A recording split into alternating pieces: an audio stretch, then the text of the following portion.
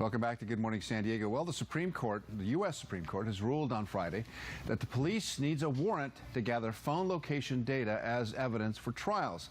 All right, here to explain the implications this ruling has on the future is criminal defense attorney Vikas Bajaj. Nice to have you here. Oh, good morning. Happy All right, Monday. so this is interesting because we all have, pretty much everyone has a mobile phone of some kind. Right. And pretty much Apple or Android can track wherever you are based on your satellite positioning, and if they wanted to, they could tell somebody where you are exactly right now. Oh, absolutely. But yes. If you committed a crime or if you're involved in any kind of litigation, there's a process to locate somebody. Tell me about that. Right. Well, the status quo, in other words, right now, in the past, before this decision, all law enforcement would need is an administrative subpoena.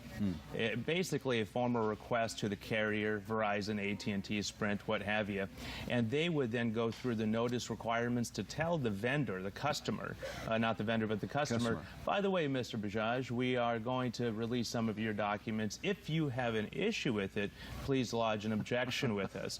Well, you'd receive that sort of a notice from, for instance, Google. Well, you don't really have a recourse to fight an administrative subpoena. What the Supreme Court has now said is this is such a germane issue. It is essentially a geotag on our persons and places that it's more intrusive than a traditional search warrant. Therefore, the rudimentary requirements, probable cause, to search that area and that person need to be formally met and authorized by a court.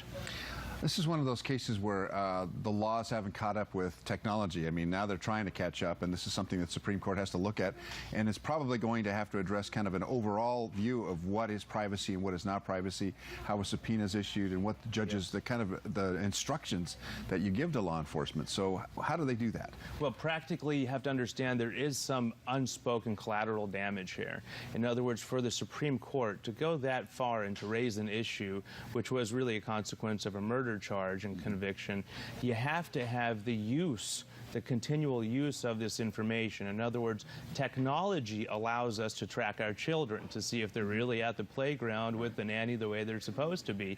It also allows that information to be easily accessible by anyone who knows how to ask the right way.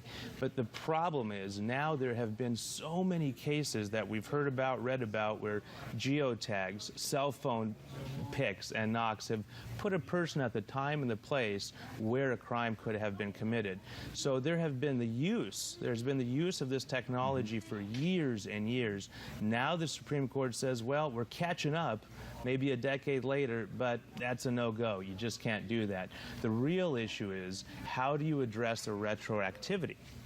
How do you address the state and federal convictions across the union that have been sustained with the use, sometimes primarily and solely, of cell phone tower location services? This is so interesting to me because in the past, you know, there would be all kinds of arguments made in court about a person's location and time and place and state of mind and everything. Now you have text messages that would maybe go to the state of mind. Certainly the geolocation tells you whether the person was there. The old alibi is kind of tossed out the window because you have this technology. So this is really interesting as it relates to privacy, and if you're defending somebody, privacy seems to be paramount. If you're convicting somebody, you want to know where this person was. So it's really the legal balance here is really interesting. Exactly, and let's not only think about cell phones. Right? We have Apple Watches. We have Wi-Fi in our cars, which do not necessitate the presence of an actual cell phone. So there are so many geo-trackers within our own homes, within our own cars, our persons, that this really has far-reaching implications. Now, you talk about technology outpacing law. There are other Supreme Court decisions that have been before this exact sitting justice panel. For instance, the Internet tax. Okay, well, it used to be the situation since 1992 wherein if the vendor was in a different state than the customer, well, then the customer would have the obligation to reimburse the state for the sales tax, not the vendor. So this enabled an uncompetitive marketplace for online vendors to essentially save the 7 to 8% of the sales tax, thereby being that much more competitive. And did the customer ever pay the tax? Well, 96%, I think, is the latest study said, well, didn't pay the tax. Right. So without making any statements to incriminate myself, Sure. I don't know if I did or not. But the point of the matter is, now what's happening is the real knee-jerk reaction is, well, it's going to get Amazon and it's going to get eBay. Well, Amazon's been complying since the end of last year, and the big corporations have.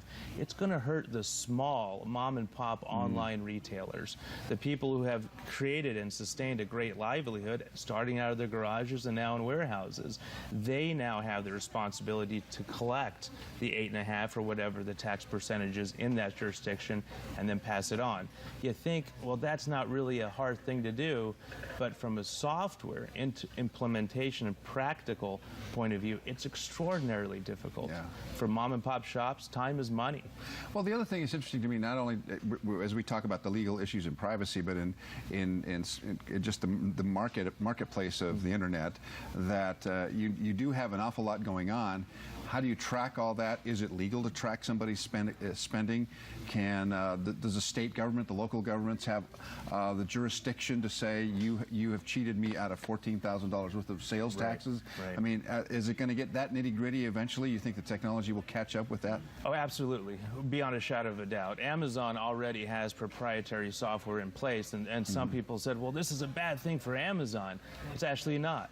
Software, we have to understand, in this technological era that we live in now, Carlos, it's not so much the sweat equity that creates the success or the financial gains. It's catering to as many people as you can, a voluminous practice. That would mean, for instance, technology. Yeah. And that's where everything is starting to see regulations, from cryptocurrencies, the SEC regulations that have been going on for quite a while, ICO, initial coin offerings.